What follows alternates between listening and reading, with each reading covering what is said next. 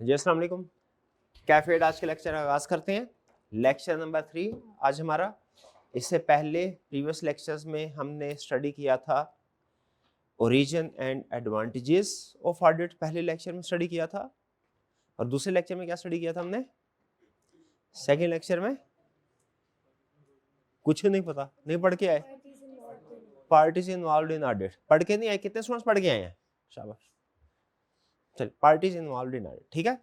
और जैसा आपके साथ पहले शेयर किया गया था कि सबसे पहले क्लास में हमारा क्विज हुआ करेगा, जिसमें मैं ये चेक करूंगा कि प्रीवियस लेक्चर के कंसेप्ट्स आपने अच्छे से पिक कर लिए हैं कि नहीं। और जो क्लास वाला क्विज होगा ये थोड़ा सा डिफिकल्ट होगा, सिनेरियो बेस्ड क्वेश्चंस होंगे, ठीक है। इसका पर्पस क्या, आपको केस स्टडी के लिए तैयार कराना, ठीक है। इसका लिंक आप लोगों के व्हाट्सएप ग्रुप में शेयर कर दिया गया है।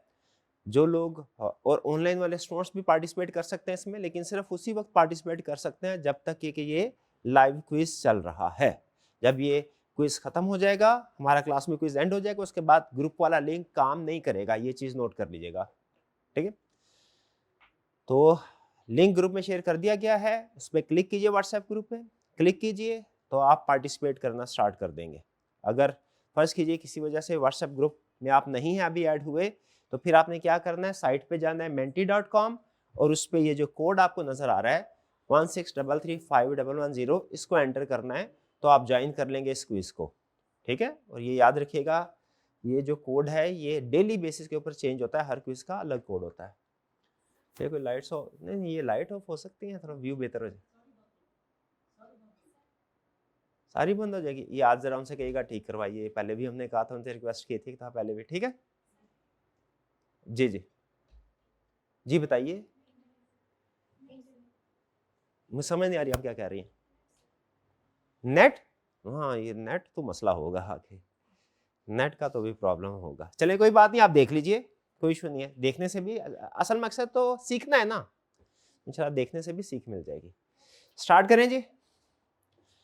प्रीवियस लेक्चर में टॉपिक क्या हमने पढ़ा था, पार्टीज इन्वॉल्वड इन ऑडिट। उसमें हमने स्टडी किया था कितनी पार्टीज हैं और हर पार्टी की रिस्पॉन्सिबिलिटी की। असल चीज ये पढ़ी थी, असल चीज ये नहीं थी कितनी पार्टीज हैं, वो तो हमें पहले ही पता था, पहले लेक्चर में सीख लिया था 3 पार्टीज होती हैं। असल चीज क्या पढ़ी थी, रिस्पॉन्सिबिलिटीज क्या है। जी जी अच्छा, आपकी आवाज इतनी हल्की है कि मुझे पास आके सुनना पड़ा, थोड़ा सा ऊंची जोर का। हॉटस्पॉट वाला असल में कॉलेज का पता नहीं अभी है, चल रहा है कॉलेज का क्या पासवर्ड।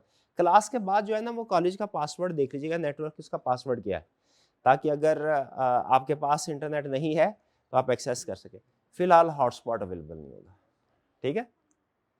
कोशिश करें कि पैकेज पुकेज जो है ना वो कोई एक्टिवेट करवा लें, क्योंकि ये तो रोज का काम है, चलता ही रहेगा। स्टार्ट करें जी। सीआरएन आपका पूछा है, आपने सीआरएन लिख लिया है? मैं सीआरएन लिख लिया है। चलिए पहला क्वेश्चन ये रहा आपके सामने।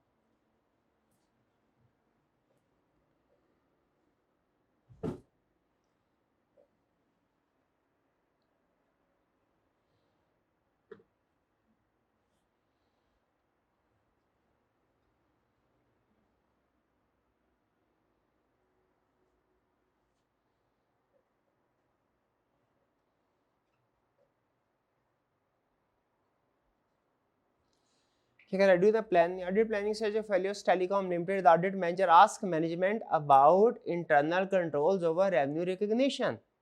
CFO replies that internal control procedure are primarily designed and maintained by external auditors, since auditors review the every year. ये मेन कंसेप्ट इसमें है। क्या कह रहा है वो मैनेजमेंट, क्या कह रही है, ऑडिटर मैनेजमेंट से पूछ रहा है कि भैया आपका इंटरनल कंट्रोल्स क्या है रेवेन्यू रिकॉर्ड करने पे, क्या आपका इंटरनल कंट्रोल स्ट्रांग है रेवेन्यू में। और मैनेजमेंट उल्टा क्या कह रही है, तो भैया ये तो एक्सटर्नल ऑडिटर आपका काम है। क्या ठीक कह रही है management? The audit manager clarifies the misunderstanding regarding responsibilities in the financial reporting process. Audit manager clear कहता है नहीं भैया क्लियर हो जाओ अपनी responsibilities के बारे में। Which statement best describe the correct responsibility for internal control? Internal control किसकी responsibility है? Management is responsible for designing, implementing and obtaining effective control over reliable financial reporting. Financial reporting means financial statements. Reliable का मतलब वो जो ठीक ठीक हो, true and fair view वाले, ये है correct statement, ठीक है। इंटरनल कंट्रोल किसकी रिस्पॉन्सिबिलिटी है? मैनेजमेंट की। फाइनेंशियल स्टेटमेंट बनाना किसकी रिस्पॉन्सिबिलिटी है? मैनेजमेंट की। दोनों मैनेजमेंट की रिस्पॉन्सिबिलिटी है। इंटरनल कंट्रोल सिस्टम पता है ना क्या होता है? वो प्रोसेस जिसके जरिए से फाइनेंशियल स्टेटमेंट्स प्रिपेयर की जाती है, वो है internal control. Internal control system भी बोलते हैं इसको। चलिए जी, नेक्स्ट क्वेश्चन के लिए तैयार है? दूसरा क्वेश्चन ये रहा आपके सामने।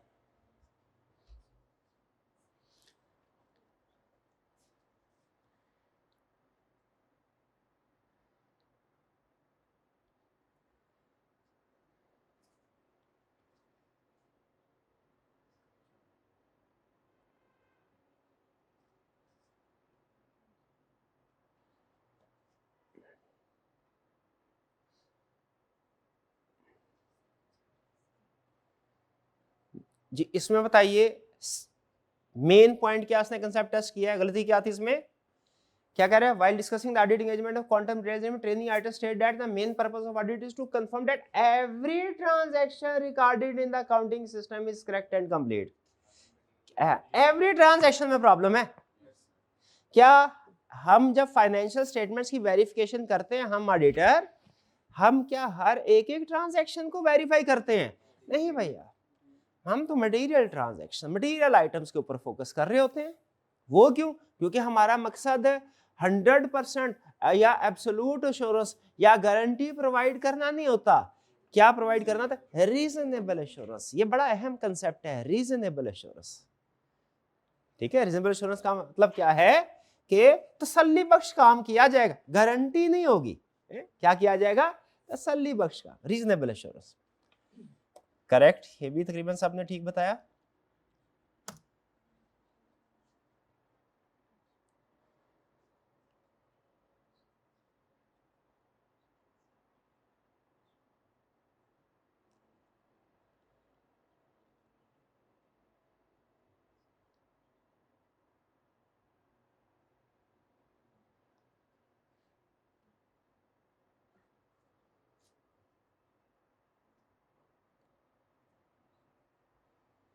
Next visits to audit team to interview certain senior employees involved in an anti-money। तो सही किया ना, इंफॉर्मेशन ऑडिटर को देना होती है, लोगों से मिलवाने की क्या जरूरत है?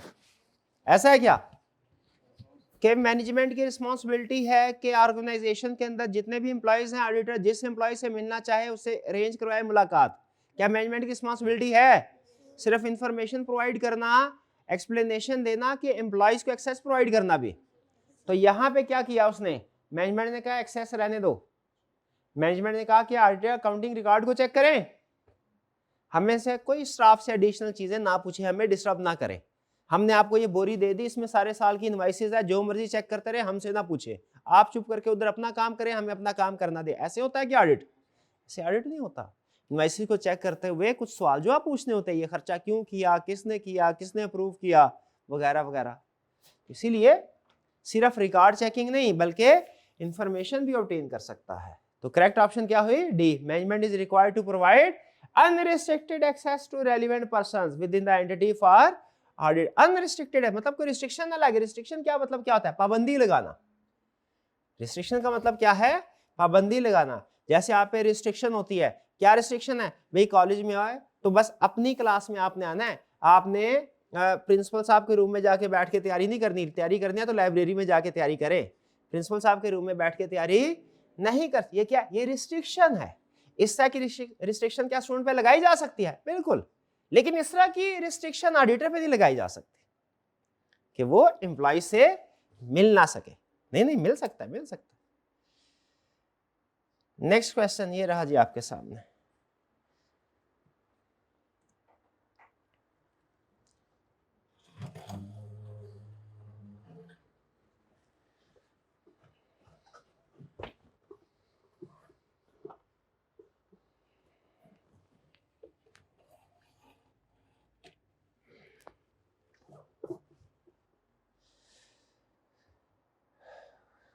जल्दी आंसर कर दिया सबने। Discussion audit of other profit and new board member claim that once the auditor signs the audit report the financial statement must be completely accurate with no possibility of error.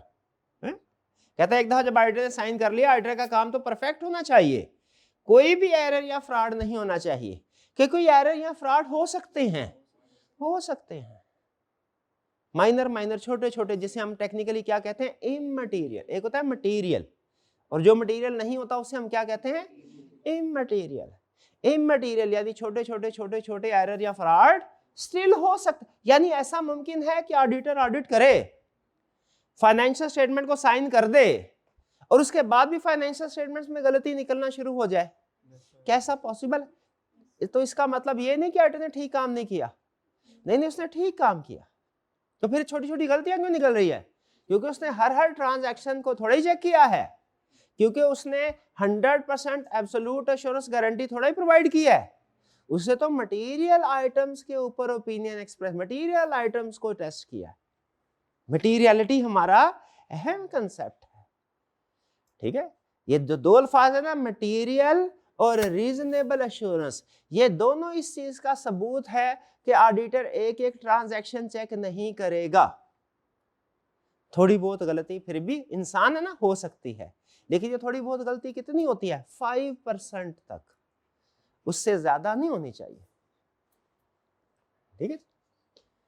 यानी अगर फर्ज कीजिए अगर एक doctor के पास 100 patient भेजे और उसमें से 95 ठीक हो गए, 5 की डेथ हो, इसका मतलब वो ठीक नहीं है, ऐसा है क्या? छोटी मोटी गलती भाई किसी ना किसी की, समझ रहे हैं, लिखी भी होती, ठीक। हाँ अगर उसके पास अगर और 95 की 5 सही हो के वापिस आ गए, 95 फारिग हो गए, फिर हम कहेंगे नहीं ये सही काम नहीं कर रहा, फिर गड़बड़ है, थोड़े बहुत की खैर है, ज्यादा की नहीं। तो यहां पे अब क्या कंसेप्ट है? The audit partner explains that do not require such level, कह रहा भैया ये 100, ये कहना कि कोई पॉसिबिलिटी ऑफ एरर नहीं होगी, ये समझना कि ऑडिटर 100% एश्योरेंस प्रोवाइड करेगा, ऑडिटर गारंटी देगा, भैया ये ठीक नहीं है। ये हम इंसान, हम भी आखिरकार इंसान हैं, ठीक है। तो कहते हैं इतना लेवल ऑफ एश्योरेंस हम प्रोवाइड नहीं करते। अब मुझे बताइए कोई स्टूडेंट आगे मुझसे कहे सर आपसे पढ़ने को तैयार हूं, शर्त यह है क्या गारंटी दीजिए कि मैं पास हो जाऊंगा, क्या मुझे ऐसे स्टूडेंट को एडमिशन दे देना चाहिए?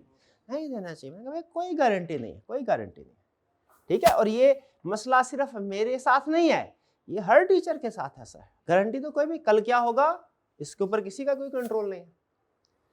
तो क्या कह रहा है? ऑडिटर प्रोवाइड्स कंप्लीट वेरिफिकेशन, नहीं गलत। ऑडिटर प्रोवाइड्स एब्सोल्यूट एश्योरेंस, नहीं, एब्सोल्यूट एश्योरेंस का मतलब है परफेक्ट एश्योरेंस, गारंटी 100% एश्योरेंस को एब्सोल्यूट एश्योरेंस कहते हैं। 100% चेकिंग करने का एब्सोल्यूट एश्योरेंस, जो कि हम नहीं करते, लगभग 95% के करीब चेकिंग करना, इसको कहते हैं रीजनेबल एश्योरेंस। तो क्या करेक्ट हुआ? Auditor provides reasonable assurance that financial statement free from material mistake. अगर मैं आपसे कहूं इस स्टेटमेंट के अंदर ऑडिट के दो सबसे अहम अल्फाज अंडरलाइन करें, कौन कौन से अंडरलाइन करेंगे आप? एक रीजनेबल और एक मटेरियल। ये टेक्निकल अल्फाज है, ठीक है। मटेरियल का मतलब क्या है? बड़ी बड़ी ट्रांजैक्शन। रीजनेबल का मतलब क्या है? 95% तक वेरिफिकेशन, तसल्ली होगी, सेटिस्फेक्शन होगी, एश्योरेंस होगी। चलिए आगे चलते हैं। Next start and concepts. तो मैं क्विज को थोड़ा एक्सप्लेन कर रहा हूं। नॉर्मल जब 4-5 लेक्चर्स के बाद हमें क्विज पे इतना टाइम नहीं लगा करेगा, लेकिन क्योंकि स्टार्ट है, कंसेप्ट बेसिक्स हैं, तो मैं उसको एक्सप्लेन कर रहा हूं।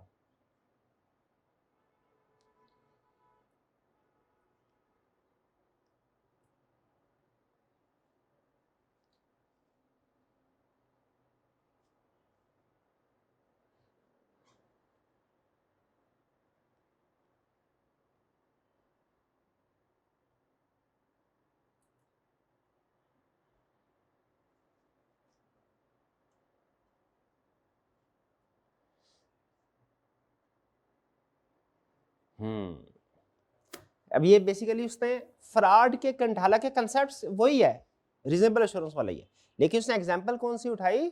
फ्रॉड के, कि क्या ऑडिटर सारे के सारे फ्रॉड प्रिवेंट डिटेक्ट करेगा? नहीं, ऑडिटर की बारी तो बाद में आएगी, वो हो सकता है बाजुकात रिस्पॉन्सिबल, बाजुकात पहली बाजी किसकी है?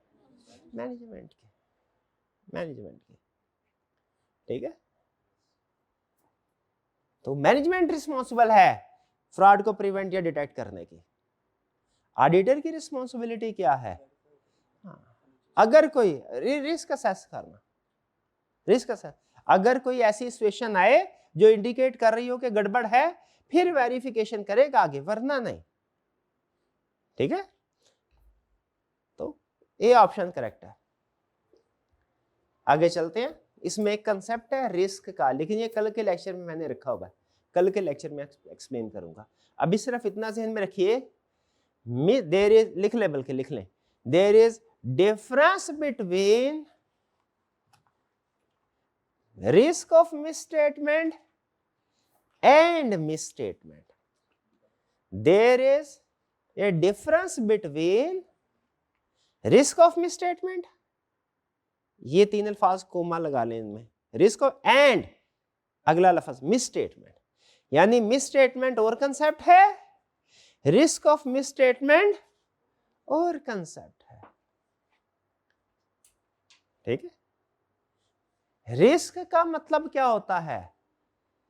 खतरा है कहीं हो ना जाए, हो खतरा है कि काम हो सकता है। मिसस्टेटमेंट का मतलब क्या है? एक्चुअली हो गया, एक्चुअली हो गया। कोई पर्सन आंखें बंद करके सड़क क्रॉस कर रहा है, रिस्क है, रिस्क ऑफ एक्सीडेंट है कि एक्सीडेंट है? Risk of accident. ठीक है, और अगर कोई मोटरसाइकिल वाला आ रहा था, ठीक है, उसने ब्रेक लगा दी, ब्रेक लगाते लगाते भी हल्की सी लग गई, उसको टच हो गई, तो ये क्या है? एक्सीडेंट का रिस्क है कि एक्सीडेंट हो गया है? एक्सीडेंट हो गया है। रिस्क ऑफ एक्सीडेंट और कंसेप्ट है, एक्सीडेंट और कंसेप्ट है। ये बात समझ रहे हैं? रिस्क का मतलब है चांस है कि ये काम हो सकता है, अभी हुआ नहीं, चांसेस हैं, मे भी हो मे भी ना हो सकता है रात के 2 बजे आंखें बंद करके सड़क उस तो ट्रैफिक है, तो रिस्क ऑफ मिसस्टेटमेंट है, लेकिन हो सकता है वो सड़क पार कर भी ले। वे समझ रहे, समझाना क्या चाह रहा हूं? रिस्क ऑफ मिसस्टेटमेंट अलग कंसेप्ट है, मिसस्टेटमेंट अलग कंसेप्ट है। ठीक है, अगर सीएफओ किसी भी ट्रांजैक्शन की अप्रूवल नहीं कर रहा, कैशियर को कह रहा है जो दिल करे खर्चा करते रहो, रिस्क है क्या? फ्रॉड हो सकता है, कंफर्म नहीं है। कंफर्म कब होगा? शाबाश शाबाश शाबाश।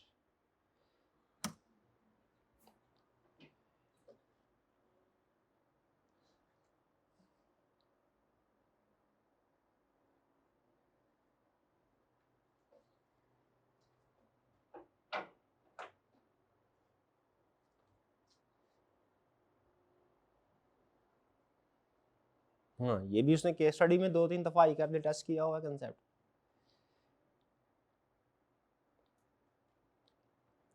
इसमें मसला क्या है भला? कि बोर्ड मेंबर, यानी बोर्ड मेंबर का मतलब बोर्ड से मुराद बोर्ड ऑफ डायरेक्टर्स, आपने शायद लॉ में पढ़ा। बोर्ड ऑफ डायरेक्टर्स ये कह रहे हैं ऑडिटर को कि भैया आप एक्सप्रेस करें ओपिनियन किस पे? इंटरनल कंट्रोल पे। ऑडिटर ने हाथ जोड़ दिए, क्यों? भाई मैं इंटरनल कंट्रोल पे ओपिनियन एक्सप्रेस नहीं करता, मैं तो फाइनेंशियल स्टेटमेंट्स पे ओपिनियन एक्सप्रेस करता हूं। ठीक है, ऑडिटर कौन सी स्टेटमेंट ठीक है? Auditor express opinion on fact of internal control, नहीं नहीं नहीं, ऑडिटर अंडरस्टैंड करता है, ओपिनियन एक्सप्रेस नहीं करता। अब ये थोड़ा सा टेक्निकल कंसेप्ट सर, अंडरस्टैंड करने का मतलब क्या, ओपिनियन का क्या, दोनों एक चीज नहीं है, एक चीज नहीं है। अंडरस्टैंड करना और है, टेस्ट करना और है। ठीक है, टेस्ट करना एडवांस स्टेज है, अंडरस्टैंड करना बेसिक स्टेज है। तो ऑडिटर इंटरनल कंट्रोल पे ओपिनियन कभी भी एक्सप्रेस नहीं करता। किस पे ओपिनियन एक्सप्रेस करता है? फाइनेंशियल स्टेटमेंट्स पे। इंटरनल कंट्रोल को ऑडिटर अंडरस्टैंड जरूर करेगा, एवेल्युएट करना मतलब अंडरस्टैंड जरूर करेगा, अंडरस्टैंड जरूर करेगा, लेकिन ओपिनियन एक्सप्रेस और अंडरस्टैंड किस लिए करता है? ताकि देखे, हाँ सजेशन दे सके, और ये भी देखे अगर इंटरनल कंट्रोल स्ट्रांग है तो रिस्क कम है, और अगर इंटरनल कंट्रोल वीक है तो रिस्क ज्यादा है। शाबाश, ये भी टेक्निकल कंसेप्ट है, इसको भी लिख लीजिए। आगे लिखे, क्या लिखे? लिखे understand of control is different from test of control. Understand of control, ये 3 अल्फाज अलग कोमा में लगाएं, और टेस्ट ऑफ कंट्रोल के 3 अल्फाज अलग कोमा। अंडरस्टैंड ऑफ कंट्रोल अलग कंसेप्ट है, और टेस्ट ऑफ कंट्रोल क्या है? अलग कंसेप्ट है। चलिए थोड़ी अगर आप इजाजत, अब ये ऑनलाइन वाले स्टूडेंट्स के साथ माजरत, क्यों भला? क्योंकि वो इंतजार कर रहे होंगे कि सर जल्दी जल्दी आगे क्वेश्चन करवाएं, वो बेचारे लटके होंगे, आधा घंटा हो गया क्विज खत्म होने का नाम ही नहीं ले रहा। ठीक है, तो ये 2-3 दिन के लिए माजरत, क्योंकि अभी इसमें आपको सिस्टम के साथ फेमिलियर करवाना है और कुछ बेसिक कंसेप्ट है इसलिए, वरना इसके बाद हमारे इंशाल्लाह 12 से 15 मिनट में क्विज निमट जाया करेगा। ठीक है, 12 से 15 मिनट में क्विज निमट जाया करेगा, बल्कि उसमें क्वेश्चन भी ज्यादा हुआ करेंगे। ठीक है, मैं समझाने का लगा था। हाँ, छोटी छोटी एग्जांपल, किसकी एग्जांपल वाला, अंडरस्टैंडिंग ऑफ कंट्रोल और टेस्ट ऑफ कंट्रोल। ये कैशियर है भाई, मैं ऑडिटर हूं, मैं आपने मुझे बताना ये अंडरस्टैंडिंग ऑफ कंट्रोल है कि टेस्ट ऑफ कंट्रोल, बताऊंगा नहीं समझाऊंगा, वो एग्जांपल के जरिए। ए भैया, सीएफओ हर पेमेंट से पहले अप्रूवल लेते हो सीएफओ की? क्या आप हर पेमेंट से पहले सीएफओ, क्या आप बताइए सीएफओ की अगर अप्रूवल ली जाती है, ये गुड इंटरनल कंट्रोल के बैड इंटरनल कंट्रोल? ये इंटरनल कंट्रोल है। सीएफओ से अप्रूवल लेते हो? निकाल लेते, एक ही है। ये क्या है? अंडरस्टैंड। अच्छा, ये जरा आज जितने भी ट्रांजैक्शन है मुझे उसकी डॉक्यूमेंट्स निकाल के चेक कराओ अप्रूवल है कि नहीं। ये क्या है? Test of control. आप क्या हर मंथ एंड पे बैंक रिकंसिलिएशन स्टेटमेंट बनाते हैं? Understand of control. मैंने कहा जी बनाते हैं, लाइन चेक कराएं पिछले महीने की बैंक रिकंसिलिएशन स्टेटमेंट चेक करवाएं बन रही है कि नहीं एक्चुअली। ये क्या? Test of control. ठीक है, अंडरस्टैंड ऑफ कंट्रोल अलग कंसेप्ट है, टेस्ट ऑफ कंट्रोल अलग कंसेप्ट है। टेस्ट ऑफ कंट्रोल से भी एक आता है, अब दिल में आता है कंसेप्ट आते जाते हैं बताते जाए, आपको थोड़ा सा आपको एडवांस हो लग रहा होगा लेकिन कोई बात नहीं। टेस्ट ऑफ कंट्रोल से भी दो हाथ आगे की एक चीज है, जैसे एक है अंडरस्टैंडिंग ऑफ कंट्रोल, उससे आगे क्या है? टेस्ट ऑफ कंट्रोल, और उससे आगे क्या है? ओपिनियन ऑन कंट्रोल, वो भी लिख लें। ओपिनियन, अगर टेस्ट ऑफ कंट्रोल आप अपनी ऑडिटर अपनी मर्जी से किसी एरिया पे चाहे करे, किसी पे ना करे, जिस पे दिल किया किया टेस्ट ऑफ कंट्रोल, जिस पे दिल किया ना किया, तो इसे कहते हैं टेस्ट ऑफ कंट्रोल। और अगर ऑडिटर हर एरिया के इंटरनल कंट्रोल्स को टेस्ट करे और 95% तक टेस्ट करे, इसे कहते हैं ओपिनियन ऑन कंट्रोल। ये टेस्ट ऑफ कंट्रोल से भी है। ये चीज पाकिस्तान में नहीं होती। ये चीज पाकिस्तान में अंडरस्टैंडिंग ऑफ कंट्रोल होता है, ये तो लाजमी है। टेस्ट ऑफ कंट्रोल भी होता है, ये लाजमी नहीं है, चाहे ऑडिटर करे चाहे ना करे। और ओपिनियन ऑन इंटरनल कंट्रोल कभी भी नहीं होता पाकिस्तान में। फिर से बताइए, अंडरस्टैंडिंग ऑफ कंट्रोल जरूर होता है ऑडिट में। पाकिस्तान में जो भी ऑडिट होते हैं आईएसएस के मुताबिक या बाकी, अंडरस्टैंडिंग ऑफ कंट्रोल जरूर है, टेस्ट ऑफ कंट्रोल मर्जी है, चाहे करो चाहे ना करो। और ओपिनियन ऑन कंट्रोल नहीं है। और इनमें फर्क क्या है? अंडरस्टैंडिंग कंट्रोल हल्का फुल्का समझना, टेस्ट ऑफ कंट्रोल थोड़ा जरा चेकिंग करना, थोड़ी बहुत चेकिंग करना, और opinion on control detail checking करना। कहता है डिटेल करना ही है तो फाइनेंशियल स्टेटमेंट्स करो, इंटरनल कंट्रोल ना करो, तुम ऑडिटर हो, मैनेजमेंट नहीं हो। भाई बात कुछ कुछ समझ आ रही है? 3 अल्फाज में आहिस्ता आहिस्ता कंसेप्ट ऐड हो रहे हैं, इनको लिखते जाए, साथ साथ घर जाके रिवाइज करना है। Next, second last question.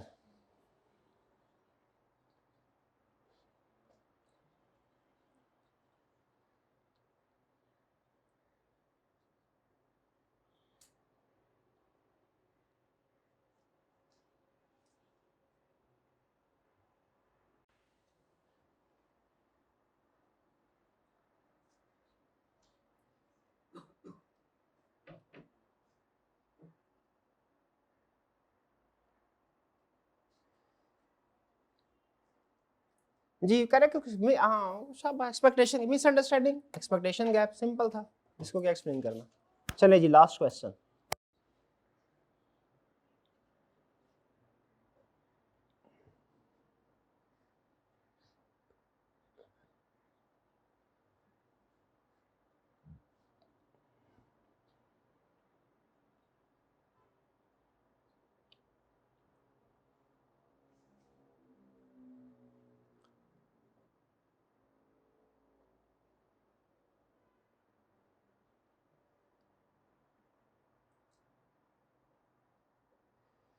जी ट्रेनिंग सेशन में क्या हुआ जी? की पार्टीज कौन कौन कौन से की पार्टी? मैनेजमेंट है, ऑडिटर है, यूजर। शाबाश। देखिए सी क्यों गलत का, एक्सटर्नल ऑडिटर्स हैं, रेगुलेटर, लेंडर। नहीं नहीं नहीं नहीं, ये नहीं है, रेगुलेटर लेंडर नहीं, ये वाला ये कॉम्बिनेशन है, ये है एक्चुअल पार्टीज। चलिए जी अब आते हैं हम अपने टॉपर्स की तरफ। शाबाश, ऑनलाइन वाले स्टूडेंट की पहली पोजीशन ना करें यार, इसने और लिखा है। शाबाश, फर्स्ट पोजीशन किन की है, प्राइज लीजिए। ये ऑनलाइन वाले ने अच्छा किया, शाबाश शाबाश। अब ये ऑनलाइन वाले को प्राइस कैसे देंगे, जैज कैश, शाबाश। ठीक है, ग्रुप में जाइएगा, ये ऑनलाइन वाले भाई जिनका प्राइस आया है ये अपना स्क्रीनशॉट व्हाट्सएप ग्रुप में शेयर कर दें। ठीक है, एक तो ताकि दूसरे स्टूडेंट्स की तरफ से उन्हें अप्रिसिएशन होगी है, दूसरे स्टूडेंट्स अब देखेंगे फर्स्ट प्राइज है थम अप करेंगे, यस। और ये भाई क्या करेंगे, उनको जैज कैश का प्राइस के जरिए से प्राइस शेयर करेंगे। सेकंड पोजीशन, शाबाश दीजिए। Third position, fourth position, fifth, sixth, seventh, eighth, ninth, tenth. ये 50-50 तो पिछले सेशन में देते, कितनी महंगाई हो गई है, खुदा का खौफ करें यार, खजानों के मुंह खोल दे यार, हैं वो जो अरबों रुपया दफन किया हुआ है ना हमने, आज खोद के निकालना है। ठीक है, प्राइस तो डबल कर दें यार, 100 कर देंगे कल से इंशाल्लाह। ठीक है जी, चलिए अब चलती है था हमारा क्विज, क्विज हो गया एंड।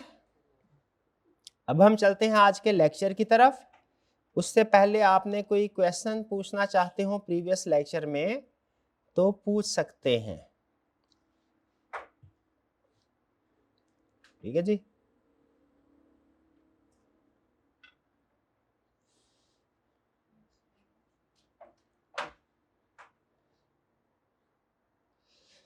अच्छा ये एक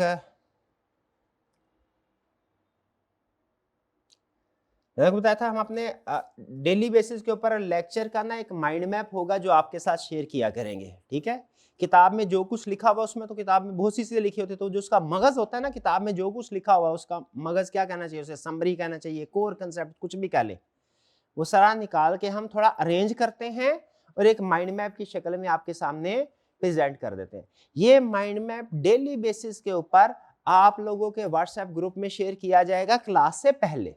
किससे पहले, क्लास से कोई 15 मिनट पहले आपके साथ शेयर कर दिया जाएगा, ताकि आप जब क्लास में आए बैठे तो फिर मोबाइल ना देख रहे हो, बताया था ना, बल्कि क्या करें, ये माइंड मैप अपने नोटबुक में कहीं पे छाप दे।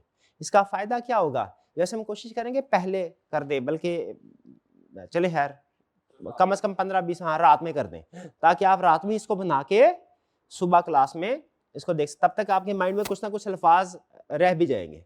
तो बहरहाल ये आपने, इससे फायदा क्या होगा, इससे फायदा ये होगा कि अगर आपने इसको बना लिया, क्लास में लेक्चर समझ लिया और एक दफा किताब पढ़ ली, उसके बाद दोबारा किताब पढ़ने की जरूरत नहीं है।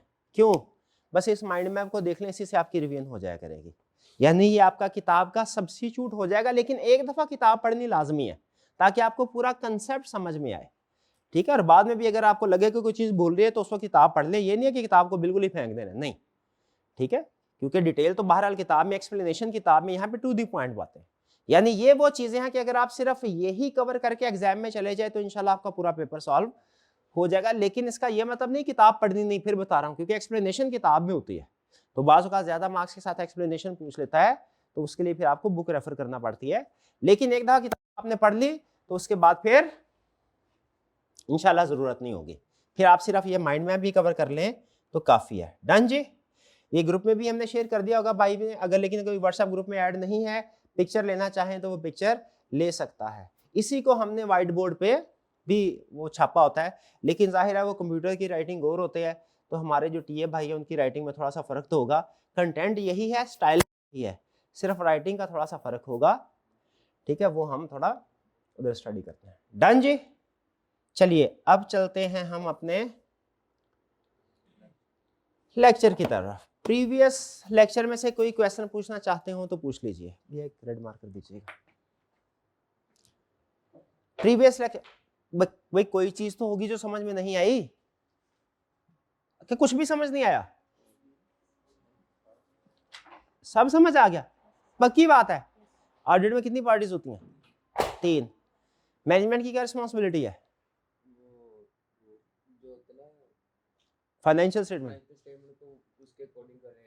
एप्लीकेबल फाइनेंशियल रिपोर्टिंग फ्रेमवर्क के अकॉर्डिंग प्रिपेयर एंड प्रेजेंट करें, ये कहना चाहते हैं तो कहे ना, फिर ओ कोई no problem, no problem, to the point बात बता दे फिलहाल, क्योंकि मुझे पता है बेसिक कंसेप्ट है, अभी आपने रटे शटे लगाने होंगे, मेन पॉइंट्स के बेसिक कंसेप्ट बता दे।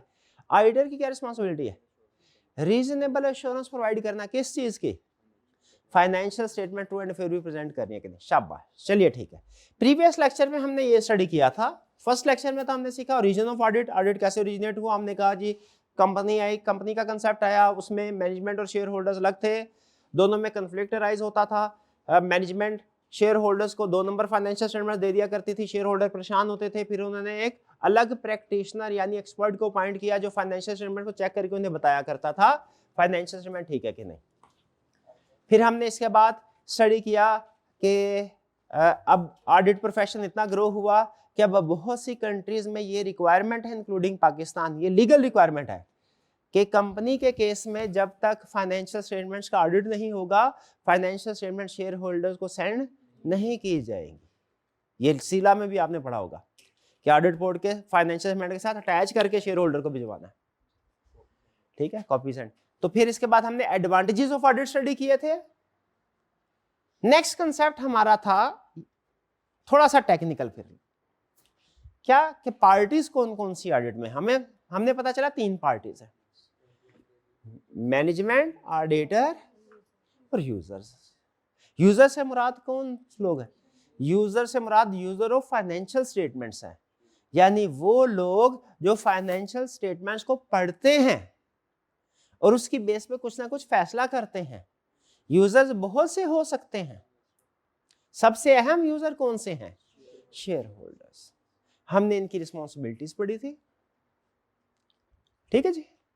आज हम इससे आगे चलते हैं। ये ना जो चैप्टर 1 है ये आपके बेसिक कंसेप्ट बिल्ड कर रहा है, ठीक है। बेसिक जैसे होता है ना कोई नावल या कोई प्ले होता है तो उसमें पहले स्टार्ट में बताते हैं भैया इस प्ले में ये कैरेक्टर हैं, ये है, ये इसका बाप है, ये इसका बेटा, ये इसकी ये उम्र है, ये बादशाह है, ये इसका वजीर है। होता है ना, वो बचपन में पढ़ते थे ऐसे, या वो क्या वो शेक्सपियर के प्लेस जो होते हैं उनमें नॉर्मली स्टार्ट में इस तरह के बताया नहीं, चले होता है ऐसे किरदार पहले। तो उसी तरह ये समझे प्रॉपर ऑडिट नहीं भी स्टार्ट हुआ, अभी आपको सिर्फ ऑडिट के जो मुख्तलिफ कंसेप्ट्स हैं ना उनके साथ इनका इंट्रोडक्शन दिया जा रहा है कि भैया ये कंसेप्ट है, इसका ये मतलब है, ये कंसेप्ट है, इसका ये मतलब है। आज हम जो कंसेप्ट डिस्कस करने जा रहे हैं वो है हु इज गुड ऑडिटर। एक अच्छा ऑडिटर कौन है? सिर्फ यही कंसेप्ट, कुछ भी नहीं करना। आज हमने सिर्फ एक ही कंसेप्ट पढ़ना है, और कंसेप्ट क्या पढ़ना है? अच्छा ऑडिटर कौन होना चाहिए। मुझे याद है मैं जब बीकॉम का स्टूडेंट था तो ये हमारी बीकॉम की भी ऑडिट, उसमें भी ऑडिट पढ़ाया जाता है उसमें, लेकिन ये 20 नंबर का सवाल आया करता है, हु इज गुड ऑडिटर। और हमारे टीचर ने बीकॉम स्टाइल आपको होता है, एकेडमिक क्वालिफिकेशन का स्टाइल अलग होता है, प्रोफेशनल क्वालिफिकेशन का स्टाइल अलग होता है। हमारे टीचर आए और आते ही उन्होंने एक ऐसा जुमला बोला कि सारी क्लास 20 में से 15 नंबर लेने के काबिल हो गई उस एक जुमले की वजह से। क्या उन्होंने कहा? गुड ऑडिटर कौन है भाई? गुड ऑडिटर में क्या कैरेक्टरिस्टिक्स होने चाहिए, अच्छे ऑडिटर में क्या खसूसियात होनी चाहिए। उन्होंने कहा जो कायदे आज़म में खसूसियात थी वो सारी अच्छे ऑडिटर में होनी चाहिए। अब सोच लें क्या क्या खसूसियात, जो अच्छी खसूसियत है लिख दो। ऐसे 20 नंबर ऐसे आते थे बीकॉम में, हाईकॉम में। लेकिन सीए में प्रोफेशनल क्वालिफिकेशन में ऐसा नहीं होता। प्रोफेशनल क्वालिफिकेशन में हम वो बात करते हैं जो स्टैंडर्ड में लिखी हुई है। स्टैंडर्ड ने क्या कहा? स्टैंडर्ड ने कहा 3 चीजें हैं दुनिया के, अगर आप ऑडिटर बनना चाहते हैं ना, आप अपने अंदर 3 चीजें पैदा कर ले। अगर ये हैं तो आप ऑडिटर बन सकते हैं। इसमें से एक चीज भी मिसिंग है, आप ऑडिटर नहीं बन सकते। आप ऑडिटर नहीं बन सकते। 2 चीजें तो इसमें ऐसी हैं जो कि आप आसानी से मान लेंगे, तीसरी चीज के ऊपर आप आर्गुमेंट करेंगे, कहेंगे नहीं सर ये कुछ अच्छी बात नहीं लगती। तो आज क्या पढ़ने जा रहे हैं? अच्छे ऑडिटर में कितनी खसूसियात होनी चाहिए? कितनी होनी चाहिए? 3 खसूसियात। कौन कौन सी? पहले इंडिपेंडेंस। इंडिपेंडेंस, अच्छे ऑडिटर के क्या होना चाहिए? इंडिपेंडेंट होना चाहिए। दूसरी खसूसियत क्या है? Professional judgement. अच्छे ऑडिटर को क्या करना? अच्छे ऑडिटर को इस काबिल होना चाहिए कि वो प्रोफेशनल जजमेंट अप्लाई करे, कि वो जजमेंट अप्लाई करे। तीसरी चीज क्या है? Professional scepticism. अच्छे ऑडिटर में प्रोफेशनल स्केप्टिसिज्म होनी चाहिए। तो अच्छे ऑडिटर में क्या 3 खसूसियात होनी चाहिए? Independence, professional judgement, professional scepticism. Independence, professional judgement, professional scepticism, ये तीनों कंसेप्ट हमारे ऑडिट के अहम कंसेप्ट में से हैं। जैसे मटेरियलिटी का कंसेप्ट हमारे ऑडिट के मोस्ट इंपोर्टेंट कंसेप्ट में से है, रीजनेबल एश्योरेंस का कंसेप्ट हमारे ऑडिट के मोस्ट इंपोर्टेंट कंसेप्ट में से है, उसी तरह ये तीन कंसेप्ट भी, इनको अच्छे तरीके से समझ, देखिए लिखा क्या हुआ वो मैं ना भी पढ़ाऊं ना तो आप इतने प्रोफेशनल लेवल के स्टूडेंट हैं, आप कहेंगे सर हम रट्टा मार लेंगे, कोई प्रॉब्लम नहीं, ठीक है। लेकिन मेरा मकसद क्या है, आपको केस स्टडी के लिए तैयार करवाना, क्योंकि हमने स्टडी किया था, केस स्टडी का पोर्शन है, उसके लिए हमने कंसेप्ट को समझना है, और समझना कैसे है, एग्जाम्पल्स के साथ, एग्जाम्पल के साथ। तो अब मैं तीनों कंसेप्ट आपको समझाने लगा हूं एग्जाम्पल्स के साथ, कोशिश करूंगा वही अल्फाज यूज करूं बार बार जो किताब में हुए, ताकि जब आप रीड करें, जब आप याद करें ना, तो आपको ज्यादा स्ट्रेंज फीलिंग ना आए, अनफेमिलियर फीलिंग ना आए, आपको लगे फेमिलियर है, ठीक है। पहला कंसेप्ट इंडिपेंडेंस। अच्छे ऑडिटर में क्या होना चाहिए, इंडिपेंडेंट होना चाहिए। इंडिपेंडेंट का मतलब क्या है, इंडिपेंडेंट का मतलब है कि वो पर्सन जो फाइनेंशियल स्टेटमेंट्स को ऑडिट कर रहा है, उसका ताल्लुक ना शेयर होल्डर से, यूजर से होना चाहिए, शेयर होल्डर से, और ना ही मैनेजमेंट से होना चाहिए। खास तौर पे मैनेजमेंट से तो बिल्कुल ही नहीं होना चाहिए ना, खास तौर पे। शेयर होल्डर चलें फिर भी कुछ कोई स्टूडेंट्स आर्गू कर सकते हैं, लेकिन मैनेजमेंट से तो बिल्कुल नहीं होना चाहिए, ठीक है। तो इंडिपेंडेंस का मतलब क्या है कि ऑडिटर का अपने क्लाइंट के साथ कोई ताल्लुक नहीं होना चाहिए। क्लाइंट किसको कहते हैं, क्लाइंट किसको कहते हैं, एक सर टर्म मैं बोलूंगा बार, क्लाइंट किसको कहते हैं, जिसका आप ऑडिट, जिस कंपनी का ऑडिट कर रहे हैं उसे क्लाइंट कहते हैं हम। ये प्रैक्टिस में टर्म बोले जाते हैं, प्रैक्टिस, ठीक।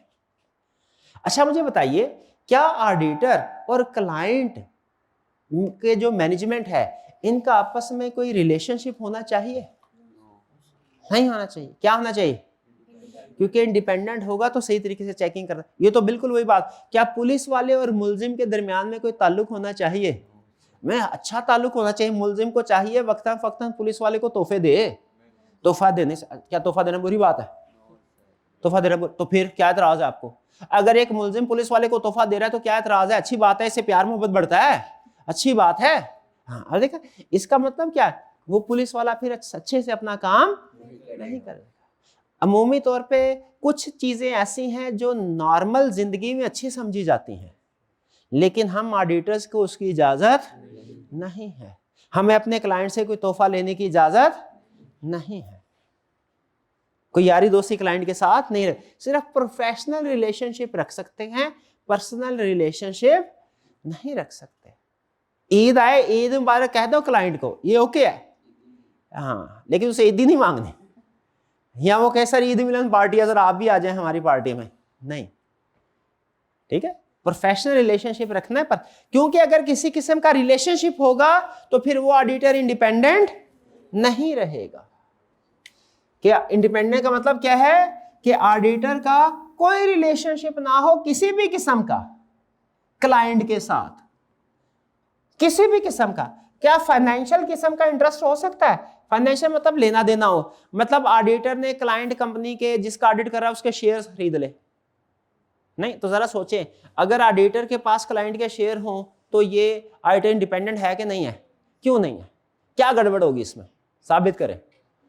क्योंकि फिर ऑडिटर भी कोशिश करेगा क्लाइंट का ज्यादा से ज्यादा प्रॉफिट हो, वो जो गलतियां प्रॉफिट को बढ़ा रही होंगी उनकी तरफ से आंखें बंद कर लेगा, क्योंकि प्रॉफिट बढ़ने का फायदा उसको भी मिल रहा होगा। क्यों उसको मिल रहा है, वो भी शेयर होल्डर, तो वो अच्छा ऑडिटर तो नहीं ना। तो किसी किस्म का फाइनेंशियल इंटरेस्ट, क्या क्लाइंट से लोन ले सकता है, हैवी लोन, क्लाइंट ने कहा सर दूसरों को तो हम बड़ा चेकिंग करके फिर 10 मिलियन का लोन देते हैं 10% रेट पे, आपको हम बगैर चेकिंग के 100 मिलियन का लोन देते हैं 1% रेट ऑफ इंटरेस्ट पे। क्या ये लोन की ऑफर ऑडिटर को एक्सेप्ट कर लेनी चाहिए? ये कौन सा इंटरेस्ट है? किसी किस्म का कोई इंटरेस्ट, कोई रिलेशनशिप ऑडिटर का क्लाइंट के साथ नहीं होना चाहिए। ये मेन कंसेप्ट हम सीख रहे हैं with the help of examples. पहली एग्जांपल क्या, किसी किस्म का फाइनेंशियल इंटरेस्ट नहीं होना चाहिए।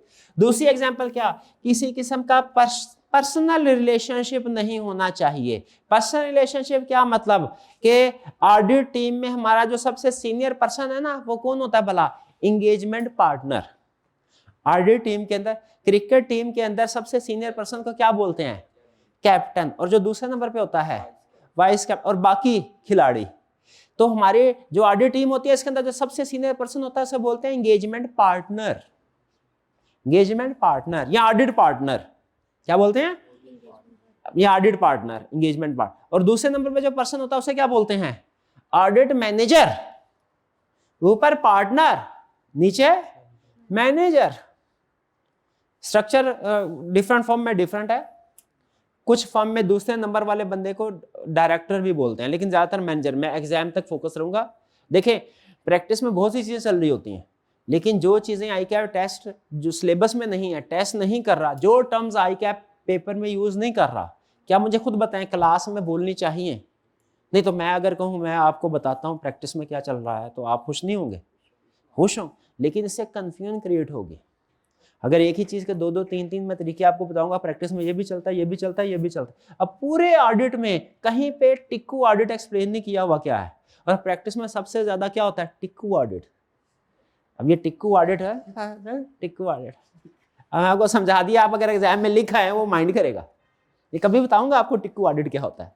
टिक से निकला है, टिक।